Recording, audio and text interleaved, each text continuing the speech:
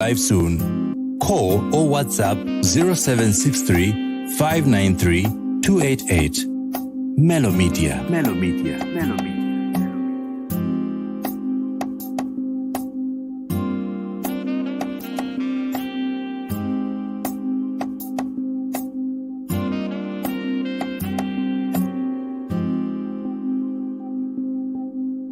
Stay tuned as we will be going live soon. To sponsor a show or advertise, call or WhatsApp 0763 593 288. Melo Media. Melo Media. Melo Media.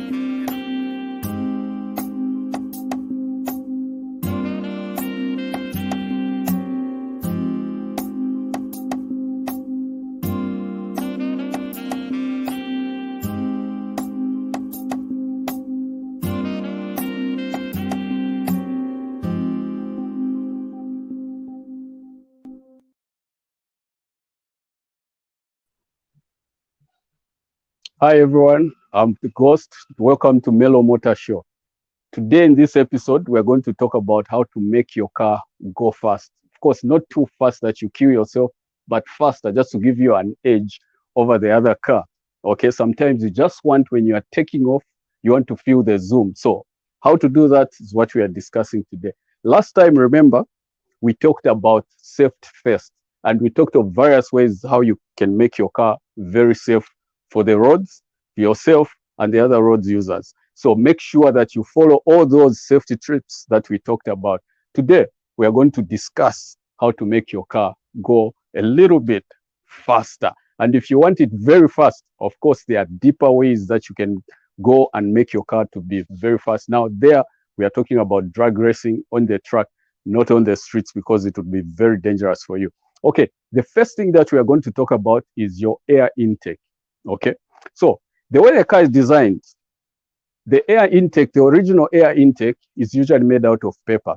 And since it's made out of paper, an example I'll give you is this, okay? This is a paper air intake.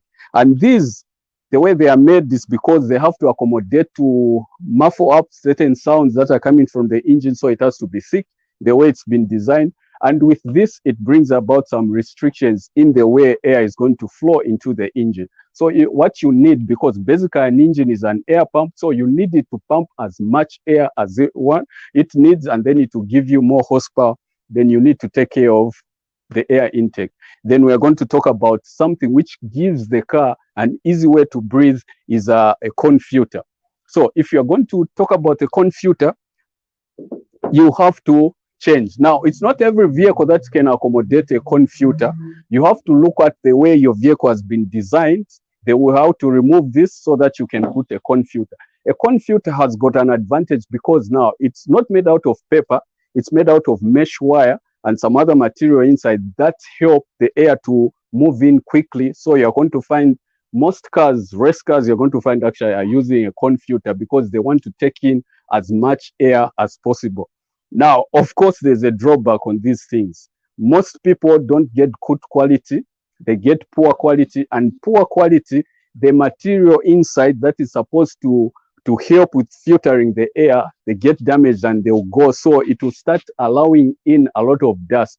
Most cars actually that I've seen that have got a cone filter, when you open, you're going to find there's a lot of dust in the intake stream, which means the cone filter needs to be replaced, because some people take it, this is for life. No, it's not for life. You need to change once in a while, you replace this, okay? Otherwise, you cause more damage to your engine than the power that you are talking about. Because if you let in dust go in the engine, you know what you're talking about. Next, you're going to be complaining about your piston rings and so forth, okay? So you have to look at the advantages. Get a good cone filter, then you're going to have an engine that breathes oil, and hence you're going to have power. You're going to add some power. Okay, talking about breathing, we are also going to talk about the exhaust system. Now, if you breathe in nicely, you also need to breathe out nicely. So there is no point in the car breathing in nicely and fail to breathe out nicely. So your exhaust also, you can talk about the downpipe. If you put a bigger downpipe, which means the car is going to breathe easily. It won't have don't need a lot of energy to push out the exhaust gases. They will flow easily. In line with that, also talking about the exhaust, When you sort out the downpipe, you can also talk about sorting out your muffler at the back, what is commonly known as a back box delete. You can remove the original back box and put a sporty one, which allows the vehicle to breathe. Of course, there has to be a trade-off. Some guys put annoying back boxes that scream and make noise wherever they are.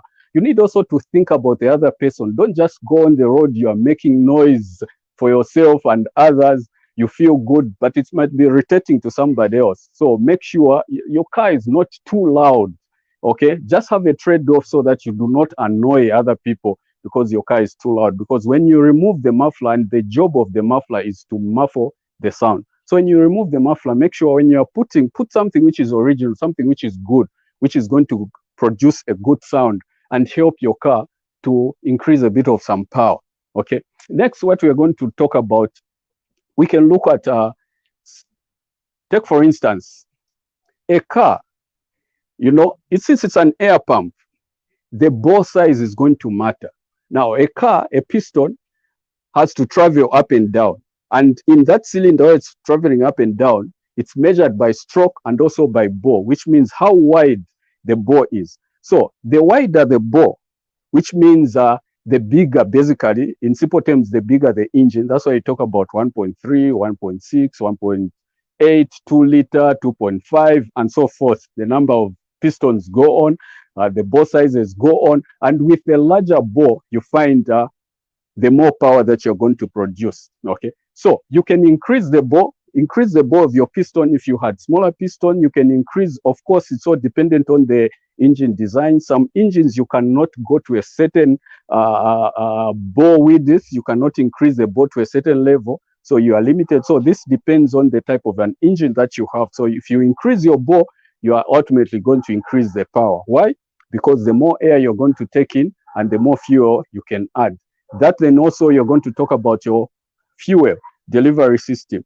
You need to improve your fuel delivery system because there's no need of, there'll be no point in getting so much air inside the engine and yet the fuel is also not being complementing, it's not complementing the air that you're taking in. So you need, the more air you take, also the fuel to match with the air, then you're going to make the power. The next thing that we can talk about, which is more a little bit advanced, because now we are going to talk about engine transplant. If you cannot increase the bore, you might as well just get an engine which is already big or which is already customized and so forth to put in your vehicle. Once you do that, you're going to find that you're going to increase power. Because take for instance, if you had a 1.3 liter engine in your vehicle and then you put in a 2 liter, ultimately you're going to feel the big difference. I did that. I remember I was driving a 1.8 City Golf and then I put in a 2 liter. The difference was huge. I could feel that the way the car was moving now, it was making me feel nice. Okay, so you can do an engine transplant to move from a less powerful engine to a more powerful engine. I've seen guys do serious engine transplants where they even put, like, I can talk about Guy Jack has put in a V8 in an Audi A4, which had a 2 liter engine. Then he's put in a V8 there, and you should feel how this car is moving. But of course, he has to take care of all the safety measures so that he does not bridge the gap of bypass the bridge which the manufacturer has put for the safety and the power that that body can take. So you can do an engine transplant so that you can achieve more power. In talking about power, you know that power and weight, these are things that need to complement each other. You can have a very powerful engine, but a very heavy vehicle. There's nothing you're going to do. It's as good as having a very powerful man, but carrying a very heavy luggage. It's very difficult for such a person to win the race. But if you're powerful and you're light, it's very easy to move. So the same thing applies. The same science applies also to vehicles. The lighter your vehicle, the faster it can go, which means you need to do away with things that have got nothing to do with, one, safety, and second, with power. If they've got nothing to do with those things, then you might as well leave them so that you can concentrate on safety, number one, and then power. That's why you're going to see most rally cars. I used to wonder, you go inside the rally car, you find there's no carpet, there are no other seats apart from the driver and the navigator. only those seats, and then you wonder, why do they do this? But the guys are trying to reduce as much weight as possible. The lighter the vehicle, the more advantage you're going to have, because it will move faster. You can have a vehicle which is producing a very good horsepower, but it's light, compared to a vehicle with less horsepower but lighter. You're going to find that the lighter vehicle will move faster, because it does not require a lot of energy to move that weight. Just a little energy, and then the vehicle is gone. A good example actually is the bikes. You've seen how these bikes actually go on the street, because you find the biggest bike probably you're going to have is here that I've seen, like a CBR, which is the 1000 cc's. That is 1 liter. But you see how this thing can fly compared to a car or a Vitz, which is also 1 liter. Okay, same engine power, but you find the other one, because the whole science is on the weight. The bike is less weight than, has less weight than the Vitz, which could have the same type of an engine, I mean, in liters. Okay, so weight has got everything to do with also how you're going to move and reach that 0 to 100, okay, mark. We are going to talk about the next thing, which most people would love to do, especially if you are driving vehicles that are computerized. We're going to talk about chipping, okay? Now, when we are talking about chipping, we are looking at one. These are ECUs, original ECUs, that you cannot get in, okay, and reprogram or put another software. So the best that one can do is to remove a chip, buy a chip which was already tuned, and then solder it on the motherboard of the ECU. That is going to achieve you some power. With everything stock, just by doing that, you find you increase your horsepower on the vehicle. Because originally, the way these ECUs are designed, they have got limiters in them. Okay, so once you chip, you're going to remove certain limiters. Of course, when you are doing that, again, I'm going to emphasize, do not compromise your safety. There are people who would want to remove all the limiters, even all those that have got to do with the safety, because all their interest is just to go fast. But when you are looking at these road vehicles that we are using, please stick to safety limits and make sure that you do not tamper with the safety features of the vehicle. Now, when you're talking about ECUs, you're going to find actually the ECUs that come, I think, from 2000 coming up here, they are more easy, depending also on the manufacturer, easy to tune, because we've got specialists actually that can plug into the OBD2 and then tune the vehicle and give you about 20 to 25, 30 horsepower increase on stock ECUs. But if you want something more, then you can go also to aftermarket ECU. Now, aftermarket ECUs, their concentration is just to give you the power to the engine, and it won't look at all other systems. It would not control any other system, but just the engine. And that's a goal for that ECU. And those ECUs, you're going to find them mostly in vehicles that are just concentrated on racing. These are not daily driven vehicles, which are programmed hardcore like that, just for racing, drag racing, maybe rally, and so forth. So if you want some serious power, then you can go that way, because these ECUs have got, what is going to limit them actually is how you're going to program them, and also the engine, because they will push your engine to the limit. Now, most people don't know how to manage this, especially here where we are in Zambia, because we do not have a dyno. So it's very difficult to look at the numbers that you're achieving on that. So if you are fortunate, it would be very important to look at those numbers so that you know you are not crossing the limit of your engine, because those things will push your engine, and sometimes you end up damaging your engine because you don't know that you are passing the mark of the safety margins of your engine, because it won't limit any revs. If you put 10,000 revs, it will want to push the engine to 10,000 revs. Okay, so look out for that. ECUs, we have also, when we're talking about ECUs, I can give an example of the ECUs that we have also now. These are tuners that we have abroad there. If your ECU, if you've got these are old ECUs, this is a stock ECU, for example. Now, with some certain stock ECUs, there are tuners out there, okay, who can, like, this is a tuning software for Elevate tuners from the United States.